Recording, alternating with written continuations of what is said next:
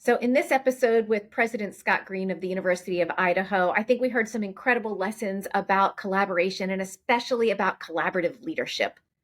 One of my big takeaways is how crucial it is to establish shared goals. Now, I know that every leader knows that, but how do you actually put it into action? And Scott has such experience doing this in very, very practical ways that he shared with us. One of the things to think about is setting quantifiable goals and then holding people accountable for it. I think it's absolutely crucial. And it was countercultural at the university for a president to do that. And yet it really helped keep people on track. And it helped people in the sense of the collective. Everyone knew that everyone else was pulling their weight because they were all under this sense of mutual accountability to each other, to the university, to these goals that they had set amongst themselves. I think that was really, really powerful. I loved how Scott described the purpose of holding people accountable. It wasn't monthly meetings so they could beat people up and make them feel like lesser leaders because they hadn't hit goals. It was to help people stay on track. And he described those meetings, what can we do to support you? What kinds of resources do you need?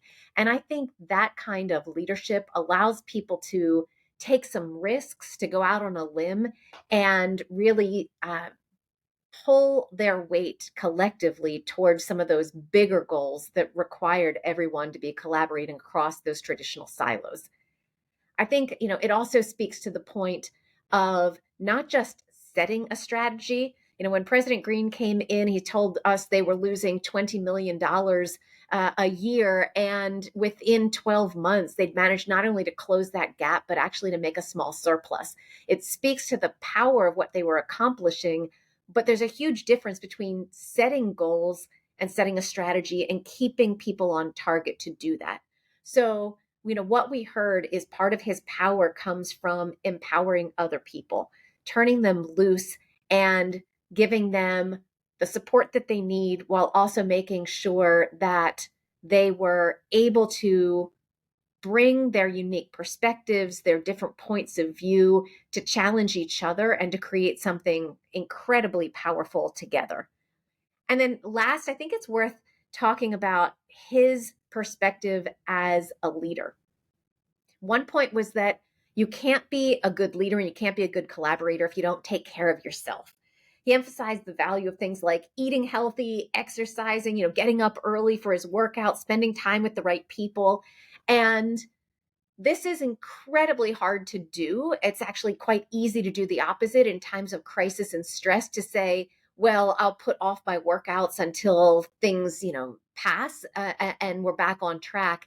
And instead, he gave some really clear examples of when he had made mistakes, not taking care of himself, and how he took his own advice and did some different practices the next time they faced a crisis. And I think it's a good lesson for all of us to role model that kind of self-care as a way to actually be there and a stronger leader for other people.